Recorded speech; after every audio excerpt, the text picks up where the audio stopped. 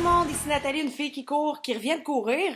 Bienvenue à ma chronique de lundi, le 22 février aujourd'hui. J'arrive de courir 5 km et demi, ça fait du bien, je recommence ma semaine d'entraînement. La semaine passée, j'ai plus ou moins couru, donc je suis très énervée d'être de retour. Et d'autant plus que là, j'ai fait une bonne course, il fait moins quelques degrés dehors, un gros soleil, on est super bien, ça a bien été. Puis là, je m'en vais me récompenser en allant déjeuner avec des copines, donc Anne et Carole, ça sera pas long, je m'en viens vous rejoindre. Donc, j'ai pas déjeuné ce matin avant d'aller courir. L'entraînement à jeun, est-ce que c'est bon? Quelques réponses à quelques questions sur ce sujet-là. Premièrement, il y a beaucoup de trucs qu'on peut trouver dans les revues, sur des sites internet, un petit peu partout, là, de gens qui prônent l'entraînement à jeun pour la perte de poids.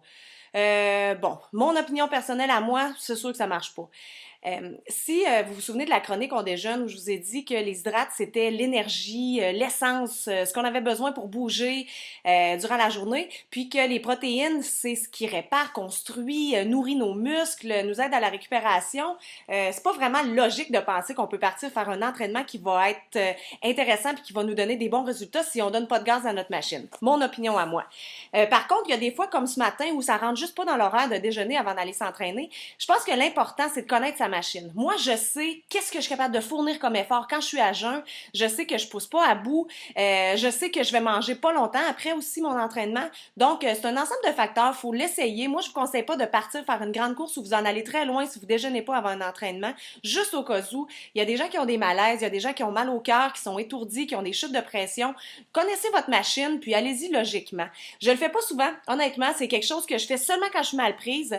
Ça peut peut-être être une fois par mois, disons. Puis dans ce temps-là, je dis à jeun, mais je vais quand même souvent avec la moitié d'un petit breuvage d'hydrate avec une poignée d'amandes ou, tu sais, j'essaie d'avoir un petit fond de rien juste pour enlever l'effet là, qu'on a faim quand on se lève le matin. Si vous êtes quelqu'un qui a pas l'estomac tout de suite en éveil, là, très tôt, ben déjeunez quand ça vous adonne, mais c'est sûr que vous pouvez pas faire des grosses performances sur un estomac qui est vide.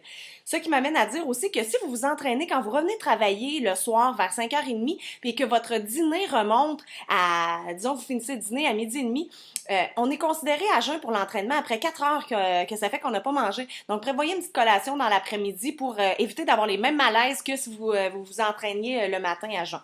Donc, c'est mes petits conseils pour ce matin. Là, je m'en vais me rincer vite pour pas être en retard à mon déjeuner. Mais demain, je vous donne un petit truc. Déjeuner au restaurant, déjeuner santé. Est-ce que c'est facile? C'est quoi mes trucs à moi? Donc, je vous fais un petit résumé de ce que j'aime manger au resto le matin. On se revoit demain. Bye tout le monde!